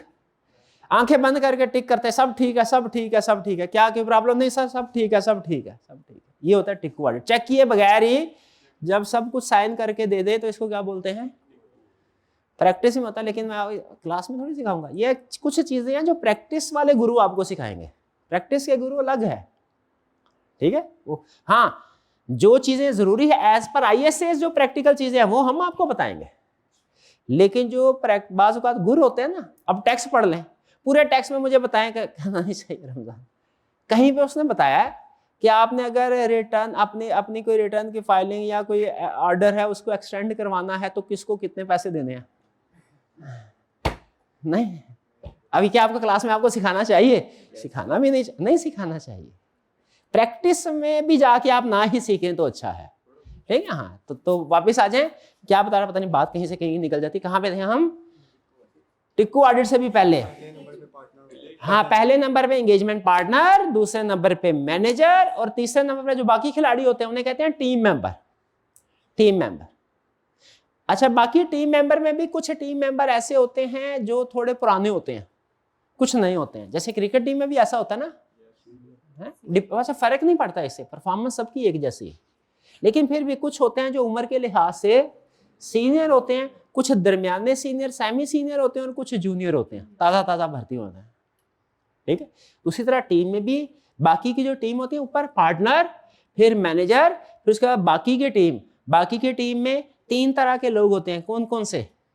सीनियर, सेमी सीनियर और जूनियर। तो जरा गैस कीजिए, अगर कभी सीनियर और जूनियर की बात में कंफ्लिक्ट आए, किसकी बात मानी जाती है? सीनियर की। सीनियर और मैनेजर की बात में कंफ्लिक्ट आए, मैनेजर और पार्टनर में कंफ्लिक्ट आए, शाबाश, कर लिया कंसल्ट। आगे चलते हैं। तो बताइए, क्या पार्टनर और CFO भाई हैं? चलेगा? क्यों नहीं चलेगा? इंडिपेंडेंस कंप्रोमाइज हो गए, इंडिपेंडेंस कंप्रोमाइज हो गए, ठीक है। अच्छा, मुझे बताइए, अगर मैं पार्टनर जो है, पार्टनर, हस्बैंड, CEO, वाइफ, ये तो बड़ा अच्छा ऑडिट होगा ना। घर के बाहर घर जैसा माहौल है, ये अच्छी बात नहीं है? लिखा था ना होटल के ऊपर, घर से बाहर घर। तो घर से बाहर घर जैसा माहौल, क्या पार्टनर, हस्बैंड पार्टनर है फर्म का, और जो वाइफ है वो क्लाइंट में CEO है, चीफ एग्जीक्यूटिव है, चलेगा? नहीं। क्यों नहीं चलेगा? इंडिपेंडेंस नहीं है। तो ऑडिटर को क्लाइंट से इंडिपेंडेंट होना चाहिए। ये इंडिपेंडेंस फाइनेंशियल लेवल पे भी होनी चाहिए, पर्सनल लेवल पे भी, और एम्प्लॉयमेंट कनेक्शन भी नहीं होना चाहिए। एम्प्लॉयमेंट का मतलब क्या? क्लाइंट का एक एम्प्लॉय है, क्लाइंट उसी को कहता है, ए मेरे एम्प्लॉय, तुमने CA किया हुआ है? एम्प्लॉय कहे मैं चार्टर्ड अकाउंटेंट है, बिल्कुल है। कंपनी में एम्प्लॉय भी तो हो सकता। अच्छा, अगर तुम ऑडिट कर दो, क्या एम्प्लॉय को ऑडिट करना चाहिए? नहीं करना चाहिए। याद रखे, अगर क्लाइंट ने किसी चार्टर्ड अकाउंटेंट को अपना एम्प्लॉय रखा है तो उसको चाहे वो सारा काम कह दे जो एक्सटर्नल ऑडिटर करता है, तो भी उसको हम एक्सटर्नल ऑडिट नहीं बोलेंगे, उसको बोलते हैं इंटरनल ऑडिट। जब ऑडिटर अपने किसी जब क्लाइंट अपने किसी एम्प्लॉय से ऑडिट करवाए उसे क्या बोलते हैं? Internal audit. और जब क्लाइंट बाहर के फर्म से ऑडिट करवाए उसे क्या कहते हैं? हम कौन से वाला ऑडिट पढ़ रहे हैं, इंटरनल के एक्सटर्नल? सारी दुनिया बताएं किसकी बात पे एतबार करते हैं? शाबाश। इसलिए अच्छा, जब कभी मैं लफ्ज बोलूंगा ना ऑडिटर, सिर्फ ऑडिट, इससे मुराद क्या होगा? External auditor. यानी अगर मैं आपसे कहूं कंसेप्ट समझ रहे हैं तो मुझे बताएं एक लफ्ज में फर्क बताना है, एक्सटर्नल ऑडिटर और इंटरनल ऑडिटर में फर्क बताइए एक लफ्ज में। Independence. External auditor is independent of company, but internal auditor is not independent of company. तो बताइए सारी एग्जांपल के बाद क्या आप एग्री करते हैं कि ऑडिटर यानी एक्सटर्नल ऑडिटर को इंडिपेंडेंट होना चाहिए, उसमें क्या होना चाहिए? इंडिपेंडेंस। डन जी, एग्जाम्पल के साथ समझ लिया। चलिए आगे चलते हैं। दूसरा कंसेप्ट हम क्या, दूसरी चीज क्या आनी चाहिए एक्सटर्नल ऑडिटर में? Professional judgement. प्रोफेशनल जजमेंट का मतलब क्या है? देखिए, वालिदैन जो होते हैं ना, वालिदैन, उनकी कोशिश होती है कि जिंदगी में जो उन्होंने टफ टाइम देखा है, जो धोखे खाए हैं, जो ऊंच नीच से गुजरे हैं, उनके बच्चे, उनकी औलाद उस ऊंच नीच से ना गुजरे। तो उनको कुछ ना कुछ एडवाइसेस करते रहते हैं, भैया ये करना, भाई मोटरसाइकिल लेके जाओ, ओवर स्पीडिंग नहीं करनी है, ठीक है, वन व्हीलिंग नहीं करनी है, ठीक है, ठीक है, इशारे पे रुकना है, वगैरह वगैरह, ठीक है। अच्छा, अगर कहीं सफर पे जाओ तो जो अजनबी होंगे उनसे ज्यादा बातचीत नहीं करनी। अगर फैमिली में किसी से मिलो जुलो किसी के साथ तो घर की बातें नहीं, ये अच्छी बात है, ये आप उनके ऊपर अमल भी करेंगे। लेकिन देखें, हर एक जनरेशन का अलग दौर होता है। तो क्या मुमकिन है कि इन सारे एडवाइसेस के बावजूद जो आप लोगों को आपके वालिदैन की तरफ से मिली, आपको अपनी जिंदगी में कुछ ऐसे मसाइल फेस करना पड़े जो आपके वालिदैन को ना करना पड़े हो? ठीक है, बिल्कुल हो सकता है। ठीक है, जैसे सोशल मीडिया की क्या प्रॉब्लम्स हैं, भाई रियल लाइफ में क्या प्रॉब्लम्स है, ये हमारे वालिदैन को, हमारी जनरेशन जो थी ना, हम उसके वालिदैन को पता था। लेकिन सोशल मीडिया की क्या प्रॉब्लम्स है, ये नॉर्मली उनको नहीं पता होता। तो वो तो हमें जो दूसरी प्रॉब्लम जिंदगी में फिर उनके बारे में गाइड कर दिया, सोशल मीडिया के बारे में गाइड नहीं कर। क्यों? क्योंकि वो उनके दौर में था नहीं। उसी तरह अब एआई का दौर है, अब एआई के दौर की अपनी प्रॉब्लम्स है। सवाल मेरा सिंपल ही है, अगर फर्ज कीजिए आपके वालिदैन ने आपको कोई एडवाइसेस दी और आपको वो सिचुएशन कोई फेस करना पड़ती है, वैसे आप क्या करेंगे? आप tested and trusted solution follow करेंगे जो वालिदैन ने बताया कि अपना तजर्बा करेंगे? टेस्टेड एंड ट्रस्टेड सॉल्यूशन, शाबाश। और अगर कोई ऐसी सिचुएशन फेस करना पड़ती है जिसके बारे में आपको नहीं बताया गया, वहां क्या करेंगे? सवाल ये है, अपनी अकल लगाएंगे, अपना तजर्बा लगाएंगे, जो कुछ आपने ऑलरेडी सीखा हुआ है उसको सामने रखते हुए खुद डिसाइड करेंगे इस सिचुएशन में आपने क्या करना है। इसे कहते हैं जजमेंट। इसे दो अल्फाज है, एक है कंप्लायंस, एक है जजमेंट। कंप्लायंस का मतलब क्या है? जो आपको कहा आपने उसके ऊपर अमल करना है, यह है कंप्लायंस। और जजमेंट क्या है कि जो सिचुएशन है इसके बारे में आपको कुछ नहीं बताया गया, अब आपने फौरी तौर पे फैसला करना है। अब क्या करें? अब क्या करें? जितना आपने आज तक सीखा है, जो ट्रेनिंग में सीखा, जो क्लासरूम में बैठ के सीखा, जो किताबें पढ़ के सीखा, जो आपकी समझ बूझ है, उस सब को लगाएं और फिर फैसला करें। इसे कहते हैं जजमेंट। इसे कहते हैं जजमेंट। डन जी। तो ऑडिटर, क्योंकि याद रखिए ऑडिटिंग स्टैंडर्ड्स, आपने अकाउंटिंग स्टैंडर्ड पढ़े हुए हैं, आईएफआरएस पता तो है।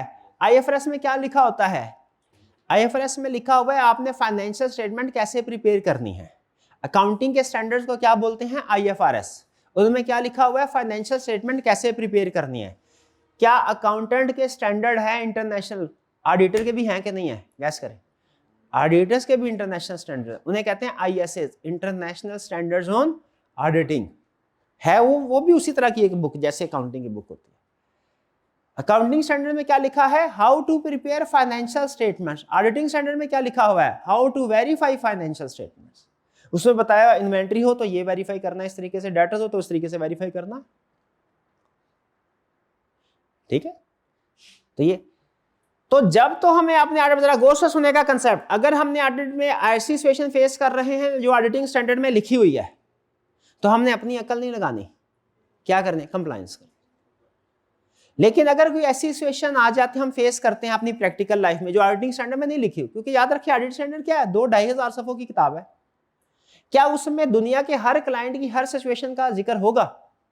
नहीं होगा, मुमकिन ही नहीं। 2-2,500 सफ़ों में आप दुनिया की हर क्लाइंट कंपनी के हर ऑडिट सिचुएशन का हर मसला डिस्कस करते हैं, मुमकिन ही नहीं।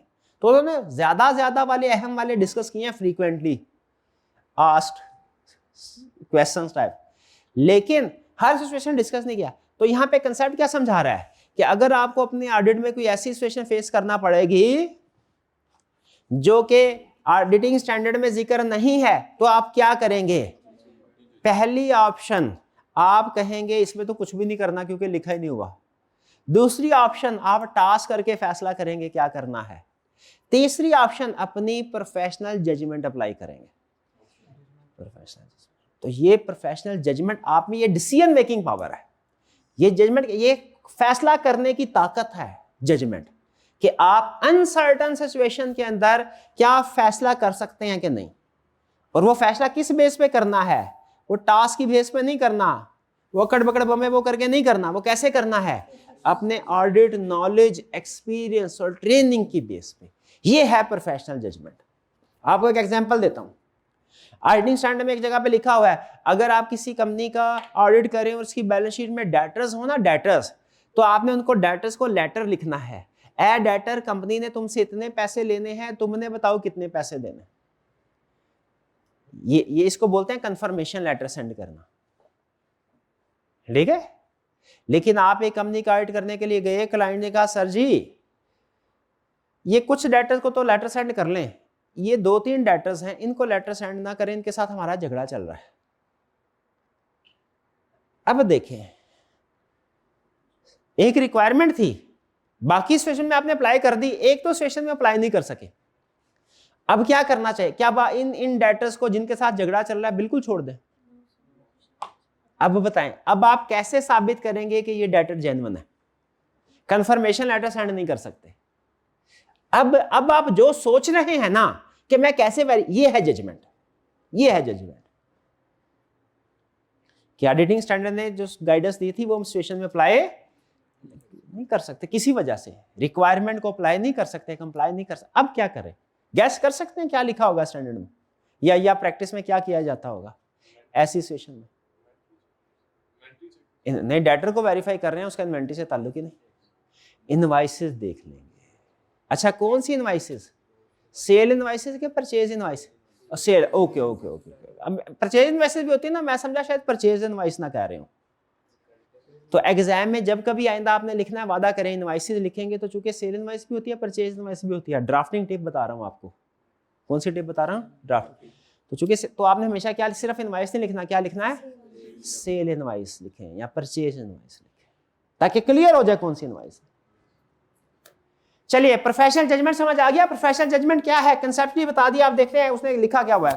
कंसेप्ट आपको एग्जांपल के साथ मैंने शेयर कर दिया। आप किताब में क्या लिखा है रटा लगाने के लिए वो पढ़ लेते हैं। प्रोफेशनल जजमेंट क्या है? ये डिसीजन मेकिंग है। Professional judgement the application of cumulative किस audit knowledge, training and experience. यानी आपने जो भी नॉलेज ऑडिट की क्लास में सीखा है, जो ट्रेनिंग में आर्टिकल्स के दौरान में हासिल किया है, करेंगे, और जो आपका तजर्बा है उसकी रोशनी में आपने फैसला करना है कि इस सिचुएशन में हम क्या करें। प्रोफेशनल जजमेंट हमें कब अप्लाई करना पड़ती है?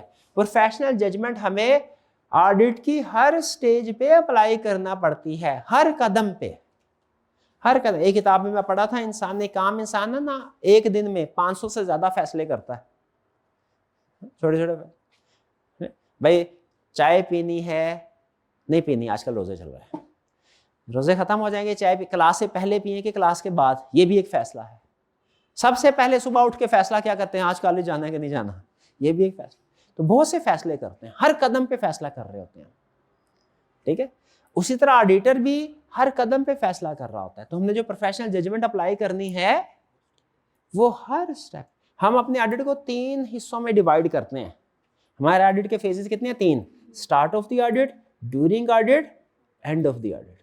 स्टार्ट ऑफ द ऑडिट को टेक्निकली बोलते हैं प्लानिंग स्टेज, ड्यूरिंग ऑडिट को टेक्निकली बोलते हैं परफॉर्मेंस स्टेज, और एंड ऑफ द ऑडिट को टेक्निकली बोलते हैं रिपोर्टिंग स्टेज। तो प्रोफेशनल जजमेंट यानी ऑडिट में जो डिसीजन मेकिंग करनी है, फैसले करने हैं, ये कहां कहां अप्लाई होते हैं? क्योंकि हर दिन आपको कोई ना कोई ऐसी सिचुएशन फेस करना पड़ती है जो शायद आपको पहले से गाइड ना किया गया हो जिसके बारे में। Planning stage, performance stage, reporting. Planning stage में कब जजमेंट अप्लाई करते हैं? रिस्क असेस करने में। ऑडिटर देखता है भैया इस क्लाइंट में सेल्स में ज्यादा रिस्क है कि परचेजेस में ज्यादा रिस्क है। कुछ कंपनीज में सेल में रिस्क होता है, कुछ में परचेज। अंदाजा लगाता है ऑडिटर। जैसे आप अंदाजा लगाते हैं भाई ये अकाउंटिंग ज्यादा मुश्किल है, कॉस्ट काउंटिंग ज्यादा मुश्किल, फाइनेंशियल अकाउंटिंग की ऑडिट, ये क्या है? रिस्क असेसमेंट कर रहे हैं, जजमेंट। और क्या? मटीरियलिटी डिसाइड करने में भी जजमेंट अप्लाई होती है। अब आप कहेंगे सर मटीरियलिटी तो आपने बता दिया कल, उसका तो फार्मूला होता है। जजमेंट तो वो चीज होती है जो बताई ना गई हो। तो मटीरियलिटी का फार्मूला तो आपने बता दिया 5% ऑफ प्रॉफिट। नहीं, आगे चल के हम पढ़ेंगे कुछ एरिया, जैसे अगर क्लाइंट का प्रॉफिट नहीं है, लॉस है, फिर क्या करेंगे?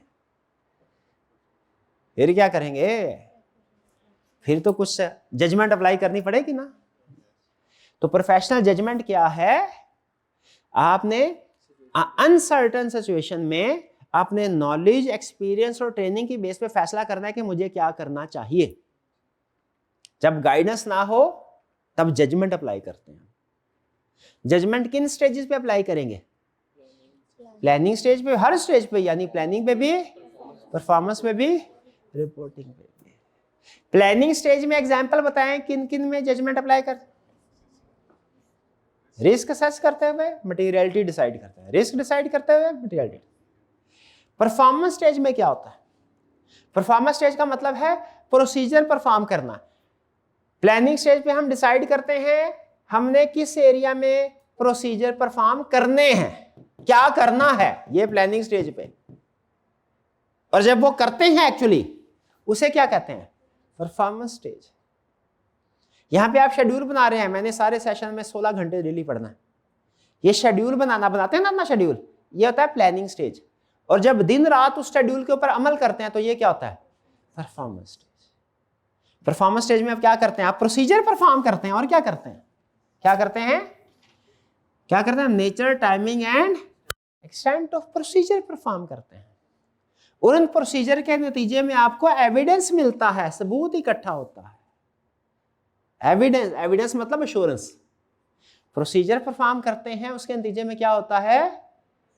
आपको एविडेंस मिलता है, यानी एश्योरेंस मिलता है। प्रोसीजर में 3 अल्फाज इस्तेमाल हुए, nature, timing and extent. Nature का मतलब होता है कौन से प्रोसीजर परफॉर्म करोगे। इंक्वायरी, ज़बानी कलामी पूछ लोगे यानी इंक्वायरी करोगे, कि डॉक्यूमेंट रिकॉर्ड चेक करोगे यानी इंस्पेक्शन। सम टाइम हम इंक्वायरी करते हैं, सम टाइम इंस्पेक्शन करते हैं। 7 तरह के प्रोसीजर होते हैं, सिर्फ बता रहा हूं, सुने और भूल जाएं। Inquiry, observation, inspection, reperformance, recalculation, external confirmation, analytical procedure. ये 7 प्रोसीजर, ये हमारे पास 7 हथियार हैं। हम ऑडिटर के पास 7 हथियार हैं। ये किसी जगह पे हम एक हथियार से कोई इस्तेमाल में लाते हैं, किसी जगह पे दूसरे हथियार को। कभी इंक्वायरी से काम चलाते हैं, कभी ऑब्जर्वेशन से, कभी इंस्पेक्शन से, कभी reperformance, recalculation, external confirmation, analytical procedure, depend करते। नेचर का मतलब क्या है? वो आपने प्रोसीजर 7 परफॉर्म करने। टाइमिंग का मतलब क्या है? ये फैसला करना किस वक्त, सुबह के वक्त कौन से प्रोसीजर परफॉर्म करने हैं कि शाम के वक्त कौन से। टाइमिंग से मुराद ये नहीं है, लेकिन आप फिलहाल यही समझे। कौन से प्रोसीजर परफॉर्म करने हैं? नेचर। कब करने हैं? कितने करने हैं? कम के ज्यादा? मुझे बताइए, क्या हमने अपने ऑडिट में हर एरिया को वेरीफाई करना है? यस, हर एरिया को वेरीफाई करना है, हर ट्रांजैक्शन को नहीं करना। एरिया अलग चीज है, ट्रांजैक्शन अलग चीज है, खागे मार आप। हर एरिया को वेरीफाई करें। एरिया का मतलब क्या? Line item. अकाउंटिंग में क्या बोलते हैं? लाइन आइटम ही बोलते हैं। आप सेल एक लाइन आइटम है कि क्या कहते हैं? लाइन आइटम ही बोलते हैं। हाँ, हर लाइन आइटम को वेरीफाई कर, लेकिन हर लाइन आइटम की हर ट्रांजैक्शन को वेरीफाई। तो जरा मुझे सोच के बताइए, ताकि मुझे पता चले आपके अंदर हल्का हल्का ऑडिटर जाग रहा है कि नहीं जाग रहा। क्या हम हर एरिया में एक जैसे एक्सटेंट ऑफ प्रोसीजर परफॉर्म करते हैं, या कुछ एरिया में कम और कुछ में ज्यादा? कुछ में ज्यादा। तो ये डिसाइड करना कि किस में कम प्रोसीजर परफॉर्म करने, किस में ज्यादा, ये क्या है? जजमेंट। ठीक है, जैसे जिनमें रिस्क कम हो वहां पे कम प्रोसीजर, जिनमें रिस्क ज्यादा हो ज्यादा प्रोसीजर। और फिर जब आप ये प्रोसीजर परफॉर्म करते हैं, इसमें भी जजमेंट है। कौन सा प्रोसीजर परफॉर्म करना है? जजमेंट। कब करना है? जजमेंट। कितना करना है? जजमेंट। क्या हमें ये प्रोसीजर परफॉर्म करके एविडेंस पूरा मिल गया? सफिशिएंट एप्रोप्रिएट का मतलब पूरा पूरा एविडेंस मिल गया, कि अभी मजीद काम करना है? एविडेंस, क्या ये एविडेंस ठीक है या नहीं? जजमेंट। और फिर क्या है? Reporting stage. रिपोर्टिंग स्टेज क्या होता है? आखिरी स्टेज। इसमें क्या होता है? ऑडिटर ने जो प्लान किया होता है उसकी बेस पर रिपोर्ट दे। ये तीनों स्टेजेस इंटरलिंक्ड है। रिपोर्ट में क्या लिखा जाएगा? अनमोडिफाइड रिपोर्ट दी जाएगी कि मॉडिफाइड? उसमें सब कुछ ठीक लिखा जाएगा कि सब कुछ गड़बड़? ये किस पर डिपेंड करता है? जो प्रोसीजर परफॉर्म। और प्रोसीजर क्या परफॉर्म कर रहे हैं, ये किस पर डिपेंड करता है? प्लानिंग। रिपोर्टिंग स्टेट में क्या? रिपोर्टिंग में हमने मैनेजमेंट की जजमेंट एस्टीमेट्स को सामने रखते हुए, फाइनेंशियल स्टेटमेंट्स को सामने रखते हुए, मैनेजमेंट ने जो सारा काम किया उसको वेरीफाई करके हम फिर फैसला, ये ज्यादा है, ये ज्यादा अहम नहीं है, ये ज्यादा अहम है। हम फिर एक फैसला देते हैं, कंक्लूजन देते हैं। क्या कंक्लूजन देते हैं? कि फाइनेंशियल स्टेट के अनमोडिफाइड फाइनेंशियल स्टेटमेंट्स ठीक हैं, या कि इनमें कोई ना कोई गड़बड़ है। कंक्लूजन हमारे दो ही तरह के होते हैं, फिलहाल बता रहा हूं, अनमोडिफाइड या मॉडिफाइड। अनमोडिफाइड का मतलब क्या है? फाइनेंशियल स्टेटमेंट्स बिल्कुल ठीक। मॉडिफाइड का मतलब क्या है? तो ये फैसला करना कि मुझे अनमोडिफाइड ओपिनियन देना चाहिए कि मॉडिफाइड, किस पे डिपेंड करता है? जजमेंट। तो समझ आ गई? प्रोफेशनल जजमेंट में प्लानिंग स्टेज में परफॉर्म होती है, परफॉर्मेंस में और रिपोर्टिंग। डन। फिर है प्रोफेशनल स्केप्टिसिज्म। प्रोफेशनल स्केप्टिसिज्म क्या है? प्रोफेशनल स्केप्टिसिज्म, स्केप्टिसिज्म का मतलब है शक शुबा करना। अब आप कहेंगे सर शक शुबा करना अच्छी बात तो नहीं है, अच्छी बात तो नहीं है। याद रखें हमारा असूल, जिंदगी का असूल बना ले तो अच्छे रहेंगे। जितनी जल्दी असूल बना ले, क्या? बगैर सबूत के किसी पे एतबार नहीं करना, किसी पे एतबार नहीं करना। प्रोफेशनल स्केप्टिसिज्म, स्केप्टिसिज्म क्या है? शक शुबा करना, यानी कोई भी बंदा गलत हो सकता है। क्या ये पर्सन मेरे से झूठ बोल सकता है कि नहीं? बोल सकता है। क्या ये मुझे धोखा दे सकता है कि नहीं अगर मैं इस पे एतबार करूं? तो पहले से इस माइंडसेट के साथ मुझे बताइए, मुहतात रहना चाहिए। मैं हर एक के ऊपर एतबार करूं, और जब कोई मुझे धोखा दे तो फिर उस पर एतबार ना करूं। ये अप्रोच ठीक है कि ये अप्रोच कि मैं किसी पे एतबार ना करूं?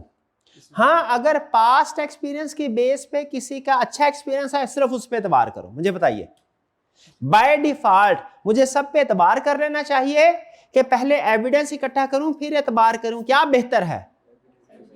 बज़ाहिर दिखने में आपको ये लगेगा कि बाय डिफॉल्ट सब पे एतबार कर लेना अच्छे पर्सन की निशानी है। ऑडिट में कहते हैं भैया वो अच्छा पर्सन तो हो सकता है, अच्छा ऑडिटर नहीं हो सकता। मुझे बताइए, मैनेजमेंट ने फाइनेंशियल स्टेटमेंट्स प्रिपेयर की, अगर ये स्केप्टिसिज्म ना हो तो 1 मिनट के अंदर ऑडिट कंप्लीट हो जाए। कैसे? मैनेजमेंट कहे सर ये हमारी फाइनेंशियल स्टेटमेंट्स है, ऑडिटर कहे सब ठीक बनाई है ना, मैनेजमेंट कहे ठीक है, ऑडिटर के खत्म काम। कैसे एतबार कर लेना चाहिए? नहीं। प्रोफेशनल स्केप्टिसिज्म क्या है? स्केप्टिसिज्म का मतलब है, ये प्रोफेशनल स्केप्टिसिज्म क्या है? क्वेश्चनिंग। 3 चीजें बेसिक पर, पहले इसका कंसेप्ट समझ ले। प्रोफेशनल स्केप्टिसिज्म का मतलब ये है, आपने किसी की किसी बात पे बगैर तहकीक के एतबार नहीं करना। किसी भी पर्सन की, किसी भी पर्सन से मुराद कोई भी पर्सन है, क्या वो हमारे बहन भाई भी शामिल है उसमें? यस। थोड़ी सी खतरनाक एग्जांपल, हल्का सा टच करके आगे निकलूंगा। क्या हमारे वालिदैन भी शामिल है उसमें? क्योंकि वालिदैन को बाद कान भी भर देता है ना, तो वो कोई भी बात करें सबूत के साथ, ठीक है, सबूत के साथ। बड़ी पुरानी बात है, मुझे एक दोस्त, वो कोई 20-25 साल पहले, एक दोस्त कहने लगा, यार मैंने तुम्हारे भाई को सिगरेट पीते देखा था, क्या मुझे उस बात पे एतबार कर लेना चाहिए था? स्केप्टिसिज्म, हालांकि उसको ऑडिट नहीं पड़ा था। मैं कहा अच्छा, मैंने लेकिन उसको इग्नोर भी नहीं किया। मैं कहा अच्छा, मैं कहा देखा जरा नोट करता हूँ भाई सिगरेट पीता है कि नहीं, हफ्ता 2 हफ्ते, महीना 2 महीने, कभी कोई दोस्त भी हो ना साथ में, दोस्त भी नहीं पीते, मुझे पता चल गया ये बात गलत है। तो याद रखें, आपके बचपन के दोस्त आपको कोई बात कह सकते हैं, यार इस कंपनी के शेयर में इन्वेस्टमेंट कर लो, क्या कर लेनी चाहिए? ये क्या है? स्केप्टिसिज्म। स्केप्टिसिज्म क्या कहता है कि कभी किसी की बात पे तहकीक किए एतबार नहीं करना, नहीं करना, ये है स्केप्टिसिज्म। चाहे वो आपका बचपन का दोस्त क्यों ना हो, धोखा दे सकता है, धोखा दे सकता है, ठीक। तो इसका मतलब क्या है? मैनेजमेंट जो फाइनेंशियल स्टेटमेंट हमारे सामने रखे, क्या हम आंखें बंद करके उस पर एतबार कर ले? नहीं। कहता है प्रोफेशनल स्केप्टिसिज्म का मतलब है क्वेश्चनिंग माइंड, आप सवाल करते रहें, questioning mind. Sir financial statement आपने मैं दे तो दी, ये पिछले साल के निस्बत इस साल सेल ज्यादा क्यों है? इस सैलरीज एक्सपेंस कम क्यों है? क्या एम्प्लॉय निकाल दिए हैं? रिपेयर एक्सपेंस उतना ही है जितना पिछले साल था, क्यों? हालांकि आपकी मशीनरी तो डबल हो गई है इस दफा, रिपेयर एक्सपेंस क्यों नहीं बढ़ा? ये क्या है? Questioning mind. ऑडिटर के साथ 10 मिनट बैठ जाए ना क्लाइंट, ऑडिटर उसमें 20 सवाल पूछ लेता है। क्वेश्चनिंग माइंड, हर चीज को क्वेश्चन कर, कोई भी चीज सवाल किए बगैर एक्सेप्ट नहीं करना। Questioning mind.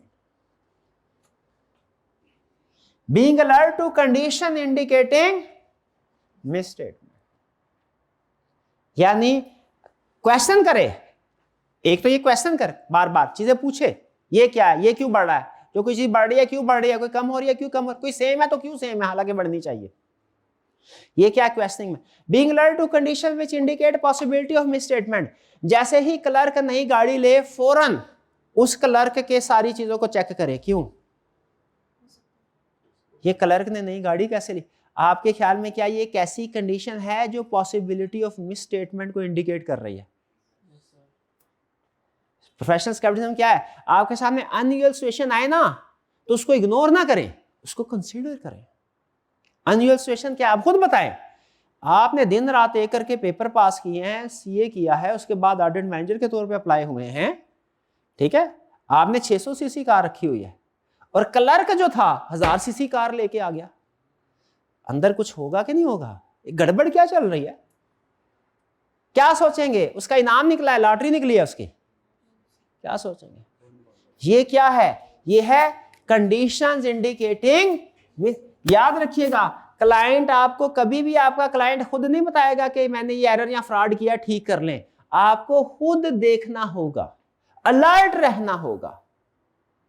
ऐसी कंडीशन, ऐसी सिचुएशन जो अनयूजुअल है, उनको पिक करना होगा, उनको इन्वेस्टिगेट करना होगा, फिर फ्रॉड डिटेक्ट करने के काबिल होंगे, वरना नहीं। ये बात समझ आ रही है? Questioning mind, being alert to condition which indicate misstatement. और क्रिटिकल इवैल्यूएशन ऑफ एविडेंस, जो भी एविडेंस आपको क्लाइंट दे, आपने उसे एज इट इज ट्रू नहीं मानना, क्रिटिकली इवैल्यूएट करना है। आपने कहा ये सेल्स कॉन्ट्रैक्ट लेके आओ, क्लाइंट ने फोटोकॉपी ला दी, आप मान लेंगे उसको? जब ओरिजिनल आपके पास होना चाहिए, फोटोकॉपी क्यों दिखा रहे हो? ओरिजिनल दिखाए। ये है क्रिटिकल इवैल्यूएशन एविडेंस। आपने सीएफओ से पूछा कंपनी के खिलाफ कोई केस है, सीएफओ ने कहा नहीं है, लॉयर से पूछा, लॉयर ने बोला है, किसकी बात मानेंगे? इन्वेस्टिगेट करें, क्रिटिकली इवैल्यूएट करें। जब भी दो चीजों में फर्क आए ना, हमेशा इसको इन्वेस्टिगेट करना है, किसी की एक की बात के ऊपर नहीं जाना। हो सकता है सीएफओ ठीक हो सकता है लॉयर ठीक हो, बज़ाहिर लॉयर ही उमूमी तौर पे ठीक होता है, बात आपकी ठीक है, लेकिन फिर भी हमने क्या करना है, इसे इवैल्यूएट, इन्वेस्टिगेट। इसे क्या बोलते हैं? Critical evaluation. तो मुझे बताइए प्रोफेशनल स्केप्टिसिज्म की डेफिनेशन है। डेफिनेशन क्या है? Questioning mind, being alert to condition which indicate possibility of misstatement. दूसरी चीज समझ आ रही है? क्वेश्चनिंग माइंड, बार बार सवाल करना, इंक्रीज है, इंक्रीज क्यों है, डिक्रीज है, डिक्रीज क्यों है, सेम है, अगर चेंज होना चाहिए तो सेम क्यों है। Alert to condition, unusual situation आपके सामने है, फौरन उनको इन्वेस्टिगेट करें। कोई भी क्लाइंट एविडेंस आपको प्रोवाइड करेगा, आपने उसे एज इट इज ट्रू नहीं मानना, उससे पहले वेरीफाई करना है, फिर एक्सेप्ट करना। यानी इसकी अब एग्जांपल दे रहा है कि अगर कंफ्लिक्टिंग एविडेंस है, कंफ्लिक्टिंग एविडेंस का मतलब क्या है? सीएफओ कुछ और कह रहा है, लॉयर कुछ और कह रहा है, तो हमें क्या करना चाहिए? इन्वेस्टिगेट करना चाहिए कि इग्नोर कर दें? कौन ठीक है? अगर हमें एविडेंस की रिलायबिलिटी पे डाउट हो, यानी ओरिजिनल की बजाय फोटोकॉपी दे दी हमें, फोटोकॉपी डाउटफुल होती है ना, ओरिजिनल जेन्युइन होता है, तो क्या करें हम? इन्वेस्टिगेट करें। अगर हमें कोई इंडिकेशन मिल रही हो फ्रॉड की, जैसे क्लर्क नई गाड़ी लेके आ गया, बताएं, खुद बताएं फ्रॉड की इंडिकेशन है कि नहीं? भाई नजर आ रही है इंडिकेशन के नहीं नजर आ रही? अलर्ट हो रहे हैं कि नहीं हो रहे? अच्छा बताइए, क्या प्रोफेशनल स्केप्टिसिज्म सिर्फ उस वक्त अप्लाई करना चाहिए जब न्यू मैनेजमेंट हो? एक मैनेजमेंट ने, अब मैं एक स्टेटमेंट आपके सामने दे लूंगा, आपने मुझे बताना इसमें प्रोफेशनल स्केप्टिसिज्म अप्लाई हुआ कि नहीं हुआ। चूंकि पिछले 10 साल से इस कंपनी में कोई फ्रॉड एरर सामने नहीं आया, इसलिए इस साल भी कोई एरर या फ्रॉड सामने नहीं आएगा। बताइए ये प्रोफेशनल स्केप्टिसिज्म है कि नहीं? नहीं है। प्रोफेशनल स्केप्टिसिज्म ये कहती है कि पास्ट ऑनेस्टी की वजह से भी आपने स्केप्टिसिज्म कंप्रोमाइज नहीं करना, स्केप्टिसिज्म स्टिल अप्लाई करेंगे। डन? क्या प्रोफेशनल स्केप्टिसिज्म अप्लाई करने के कोई फायदे हैं? ये वही इसी से मिलती जुलती बात है। ये डेफिनेशन थी with example, definition with example, ये इसके एडवांटेजेस। क्या एडवांटेजेस हैं? प्रोफेशनल स्केप्टिसिज्म माइंडसेट के साथ चलेंगे, अनयूजुअल ट्रांजैक्शंस को आप डिटेक्ट कर पाएंगे। अनयूजुअल समझ रहे हैं? पिछले साल की निस्बत इस साल सेल डबल हो गई, अनयूजुअल। कोरोना में कुछ कंपनीज थी, सारी कंपनी बेचारी रो रही थी, उन्होंने अपनी सेल 30% बढ़ा दी। उन्होंने कहा भाई सारी दुनिया लॉकडाउन हुई है, आपने सेल की किसको? मुझे ये बताएं। स्केप्टिसिज्म है, अनयूजुअल। इसी तरह की अनयूजुअल ट्रांजैक्शन, ये आपके अंदर ना चालाकी भर रहा है, ये स्केप्टिसिज्म का कंसेप्ट। चालाक बने, मासूम ना बने, ये मासूम लोगों का प्रोफेशन नहीं है, चालाक लोगों का प्रोफेशन है। बनना पड़ता है चालाक, वरना फिर आप मासूम भी नहीं रहते और चालाक भी नहीं, प्रोफेशन से निकल जाते। Detect material misstatement, material misstatement detect करने का फायदा होता है। अगर कोई मिसस्टेटमेंट हो वो ढूंढ लेते हैं, क्लाइंट ने झूठ बोला वो ढूंढ लेंगे। Avoid conclusion from limited evidence, ऐसा नहीं है कि छोटा सा एविडेंस, 1000 ट्रांजैक्शन है, 2 ट्रांजैक्शन चेक करके हमने कहा 2 ट्रांजैक्शन में कुछ भी नहीं है, बाकियों में कुछ भी नहीं निकलेगा। लिमिटेड एविडेंस, प्रोसीजर परफॉर्म करते हैं, कहीं कम कहीं ज्यादा, लेकिन बहुत ही कम नहीं करने, बहुत ही कम। अगर सिर्फ 2-4 सर मैंने आज घर जल्दी जाना है तो रेवेन्यू में सारी ट्रांजैक्शन की बजाय सिर्फ 3-4 कर लूं, प्रोफेशनल स्केप्टिसिज्म की ऐसी की तैसी फिर गई, नहीं करना। Avoid wrong assumptions, case study की एग्जांपल, फिक्स एसेट्स की लाइफ 5 साल थी पिछले साल, इस साल फिक्स एसेट्स की एस्टीमेट रिवाइज कर दिया, 10 साल कर दिया। ऑडिटर ने पूछा मैनेजमेंट से क्यों किया, उन्होंने कहा सर हमारा एस्टीमेट होता है, एस्टीमेट अकाउंटिंग स्टैंडर्ड ज्यादा देते हैं, चेंज करने हमने चेंज कर दिया। ऑडिटर ने कहा ओ ठीक है सही किया। बताइए क्या स्केप्टिसिज्म अप्लाई हुआ है? क्यों नहीं अप्लाई हुआ? भाई एस्टीमेट चेंज कर सकते हैं, लेकिन कोई वैलिड जस्टिफिकेशन होनी चाहिए। अगर अजम्पशन चेंज की, एस्टीमेट चेंज किया, कोई वैलिड रीजन नहीं थी, तो फिर वो गलत हो सकता है। अगर आप प्रोफेशनल स्केप्टिसिज्म के साथ काम करेंगे तो जो क्लाइंट की इस तरह की उल्टी सीधी अजम्पशंस है ना, जिनकी कोई वैलिड बेसिस नहीं है, आप वो पकड़ लेंगे, फिर एक्सेप्ट नहीं करेंगे। समझ रहे हैं? ये है प्रोफेशनल स्केप्टिसिज्म। ये इसकी डेफिनेशन है विद एग्जांपल, और ये क्या है? एडवांटेजेस। मेन पॉइंट मुझे बताया, समझ आया कि नहीं आया? तो बताइए इन तीनों में से, वैसे तो तीनों ही, अगर मैं आपसे कहूं इन तीनों में से आपके ख्याल में सबसे अहम फीचर कौन सा है, कैरेक्टरिस्टिक? कितने स्टूडेंट्स के ख्याल में इंडिपेंडेंट? ये वैसे जजमेंटल क्वेश्चन है, ये एग्जाम का क्वेश्चन नहीं है। कितने स्टूडेंट के ख्याल में इंडिपेंडेंस सबसे अहम है? कितनों के ख्याल में प्रोफेशनल जजमेंट? और कितनों के ख्याल में प्रोफेशनल स्केप्टिसिज्म? वैसे तीनों ही अहम है। और प्रोफेशनल स्केप्टिसिज्म का मतलब क्या है? बगैर तहकीक किए किसी की बात पे एतबार नहीं करना, चाहे वो कोई भी हो। डन जी?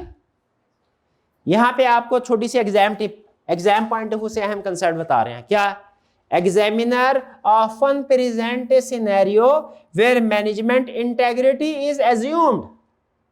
वो एक सिचुएशन देगा जिसमें मैनेजमेंट बड़ी नेक होगी, शरीफ सूरत इंसान होंगे, पिछले कई सालों से उन्होंने कोई गड़बड़ नहीं की होगी, और आई कैप आपको घुमा के कहेगा इस दफा काम कम करना चाहिए ना। आपने क्या कहना है? Student must respond that professional scepticism must still be maintained. CFO हाजी साहब हैं, 5 वक्त के नमाजी है, रोजा रखते हैं, माशाल्लाह बिल्कुल नेक आदमी है, सचमुच में नेक आदमी है, सचमुच में नेक आदमी है। उनकी बनाई हुई फाइनेंशियल स्टेटमेंट्स में एरर या फ्रॉड हो सकते हैं कि नहीं?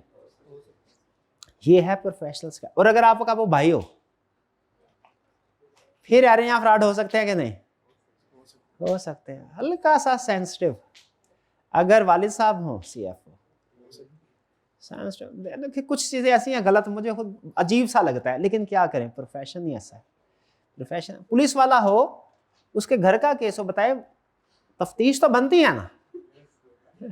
समझ लीजिए। चलिए बाहर वापस ऐसे एग्जाम्पल को रिवर्स कर लेते हैं। इन शॉर्ट, किसी की बात पे भी बगैर तहकीक किए इतबार, सबूत के बगैर इतबार नहीं करता। ये क्या है? Professional scepticism. Independence clear, judgement clear, scepticism clear. शाबाश, कोई प्रॉब्लम? मुश्किल तो नहीं था? चलिए रीड करके आइएगा। और कल जरा थोड़ा जो हमारा मेंटी क्विज होगा थोड़ा सा टेक्निकल, स्टेप बाय स्टेप ना टेक्निकल होता जाएगा। आज अच्छे कंसेप्ट डिस्कस हुए, खास तौर पर इंडिपेंडेंस और स्केप्टिसिज्म के। चलिए आज का लेक्चर यहाँ खत्म करते हैं। अल्लाह हाफिज।